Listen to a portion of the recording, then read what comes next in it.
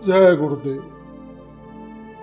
आज यहाँ आपके समक्ष जो संस्मरण प्रस्तुत है, ये उत्तर प्रदेश के प्रतापगढ़ जिले से एक गुरु बहन है जिनका नाम है साक्षी तिवारी जी। उन्होंने चैनल के ईमेल के माध्यम से अपने जीवन में घटी गुरु कृपा की 2 अद्भुत घटनाओं को यहाँ शेयर किया है। तो सीधे आइए सुनते हैं साक्षी जी की जुबानी उनके जीवन की ये अद्भुत कहानी। गुरु बहन साक्षी जी बतलाती हैं कि परम पूज्य स्वामी जी महाराज की कृपा से मेरा जन्म एक ऐसे घर में हुआ जहां सब लोग पहले से ही परम पूज्य स्वामी जी महाराज को जानते और मानते थे। स्वामी जी महाराज के दर्शन और सत्संग का मुझे अधिक अवसर तो नहीं मिला, लेकिन बचपन में 1-2 बार मैं मथुरा गई अवश्य थी। लेकिन तब मैं इतनी छोटी थी कि सत्संग मुझे समझ में नहीं आता था। तो बचपन के 6-7 साल तक मुझे अपने गांव सहीजनपुर में रहने का अवसर मिला था। तो मैं अपने बाबा को बचपन से ही सुमिरन ध्यान भजन करते हुए देखती थी। वे मुक्ति दिवस मनाते, प्रार्थना करते तो हमसे भी करवाते और प्रतिदिन परम पूज्य स्वामी जी महाराज की फोटो को वो प्रणाम करते और हमसे भी करवाते। बाबा रोजाना बिना नागा के साधना किया करते थे, कभी भी नहीं छोड़ते थे और सत्संग की कुछ छोटी मोटी बातें हमें भी समझाया करते थे। तो 12 वर्ष की अवस्था में मथुरा में दादा गुरु महाराज के पावन भंडारे में मेरी माताजी ने मुझे नामदान दिला दिया था।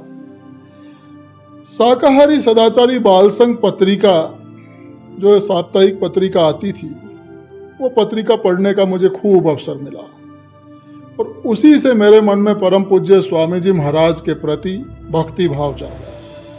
मैं बचपन से आज तक छोटी से छोटी बात पर भी गुरु महाराज को ही याद करती हूँ और तब से अब तक बराबर परम पूज्य स्वामी जी महाराज की दया कृपा मेरे साथ बराबर चलती रही।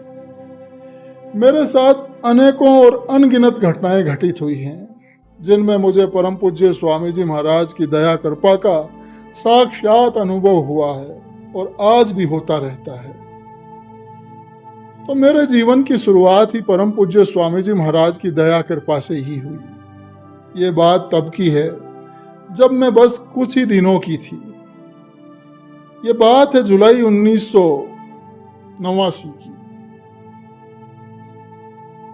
उस समय मैं बीमार हो गई।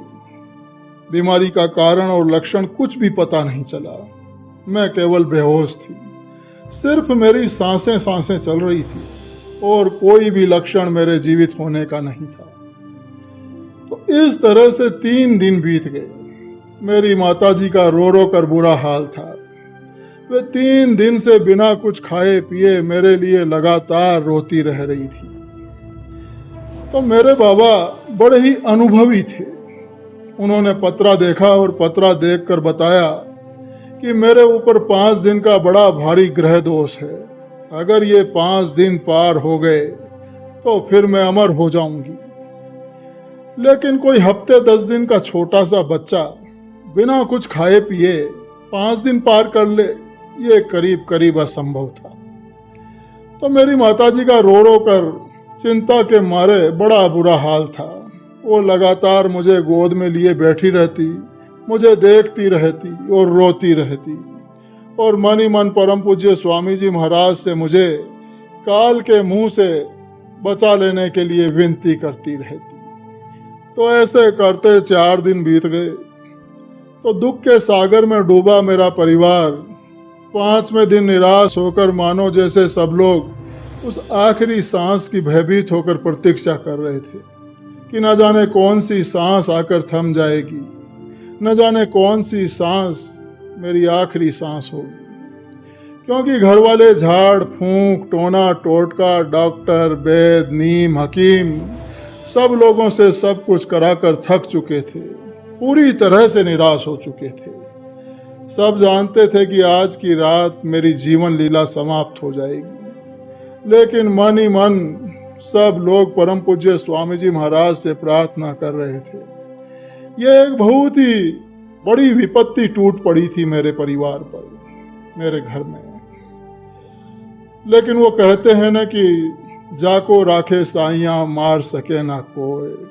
मेरे माता पिता की, मेरे परिवार की करुण पुकार गुरु महाराज तक पहुंच गई। गुरु महाराज की ऐसी दया हुई कि सारे ग्रह दोष हट गए और शाम होते होते मैंने अपनी आंखें खोल दी और ऐसे नॉर्मल हो गई जैसे कि कुछ हुआ ही ना हो, मानो सोकर जागी थी। ये देखकर पूरे परिवार का चेहरा खिल उठा। मेरे माता पिता और पूरे परिवार ने गुरु महाराज का खूब खूब शुक्रिया अदा किया। इस घटना को 35 साल हो चुके हैं। आज 35 साल बाद भी ये सब बातें याद जब आती हैं तो आंख भर आती है। सब लोग बड़े ही आश्चर्य से ये सारी बातें बताते हैं। मेरे जीवन की हर सांस गुरु महाराज की ही दी हुई है। तो गुरु महाराज की दया कृपा से भरी तो ऐसी अनेकों घटनाएं मेरे जीवन में हैं। गुरु महाराज ने पग पग पर जीवन में हर जगह संभाला है। तो ऐसी ही एक घटना मेरे जीवन में और घटित हुई। मैंने कई बार अमर संदेश और शाकाहारी सदाचारी बाल संघ इन पत्रिकाओं में पढ़ा था कि परम पूज्य स्वामी जी महाराज ने विदेश जाने के लिए मना किया है कि अभी विदेश जाने का मुहूर्त नहीं है। मान लो तुम गए, पैसा कमाया और वहाँ की सरकार का आदेश हुआ कि सब छोड़कर चले जाओ, तब क्या करोगे? तो ये गुरु महाराज के वचन मैंने इन पत्रिकाओं में पढ़े थे। तो जब मैं पहली बार अपने ससुराल गई तब मेरे पति विदेश जाने की तैयारी कर रहे थे। वहाँ मेरे घर में कोई भी बाबा जी को मानता नहीं था ससुराल में। तो मैंने समझाया कि विदेश जाने में हमारी कोई भलाई नहीं होगी, उल्टा नुकसान ही होगा। लेकिन मेरी बात किसी ने भी नहीं सुनी। मैं बहुत दुखी थी कि 3 साल तक मेरे पति भारत वापस नहीं आएंगे। अगर कहीं कोई अनहोनी हो गई तब मैं क्या करूँगी? ऊपर से मेरे ससुराल वाले खुशी खुशी उत्साह बढ़ा रहे थे कि अब घर में बहुत सारे पैसे आएंगे। तो मैं नई नई ससुराल गई थी, ज़्यादा बोल भी नहीं पाती थी। किसे कहती, क्या कहती? जब पति ही नहीं सुन रहे तो कौन सुनता जिससे कहती? तो जिसे भी मैं अपनी बात कहती वही मुझे 2-4 बातें सुना देता। तो मैं मन ही मन परम पूज्य स्वामी जी महाराज से प्रार्थना करती रहती थी कि स्वामी जी दया कीजिए, अब तो आप ही ऐसा कुछ कीजिए कि विदेश जाना न होए। तो देखिए गुरु महाराज किस प्रकार से अपने भक्तों की लाज रखते हैं। मेरी प्रार्थनाएं रंग लाई। कागजों में कोई कमी होने की वजह से 2-3 साल के लिए मेरे पति का विदेश जाना स्थगित हो गया, मतलब कि रुक गया। तो 3 साल बाद मुझे कुछ पता ही नहीं चला, कोई जानकारी नहीं कि सारी तैयारी हो गई। और 2014 में मेरे पति इस्तांबुल तुर्की चले गए। तो इस बात से घर में सब लोग बड़े ही खुश थे।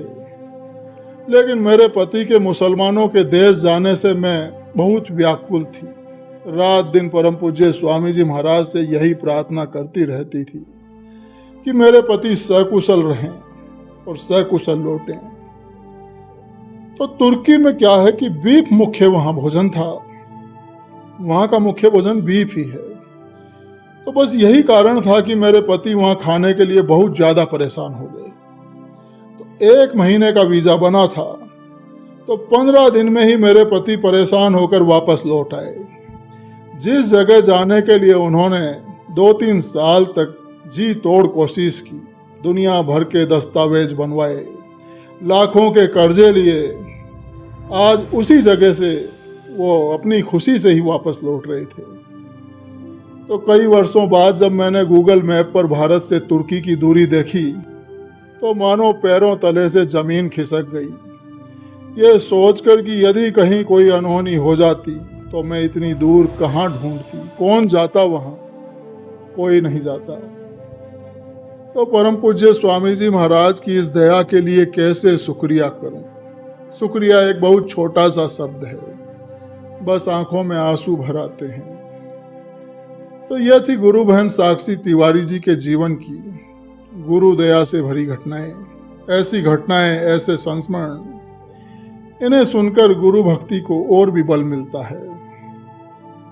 तो प्यारे साथियों, गुरु भाइयों, गुरु बहनों, यदि आपके जीवन में भी कभी ऐसा कोई अद्भुत अनुभव घटित हुआ हो, कोई ऐसी घटना जिसमें आपने गुरु महाराज की करुणा, कृपा या रहस्यमयी लीला को प्रत्यक्ष या अप्रत्यक्ष रूप से अनुभव किया हो, तो आप उसे हम सबके साथ शेयर कीजिए। ऐसे संस्मरण न केवल आपकी भक्ति को और प्रगाढ़ करते हैं, बल्कि अनगिनत आत्माओं के हृदय को जागृत कर देते हैं।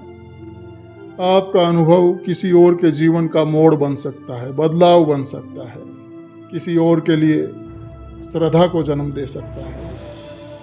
आप अपनी घटना, अपने संस्मरण यहाँ दिए गए इस ईमेल पते पर भेज सकते हैं। आपके अनुभवों की प्रतीक्षा रहेगी। धन्यवाद। जय गुरुदेव।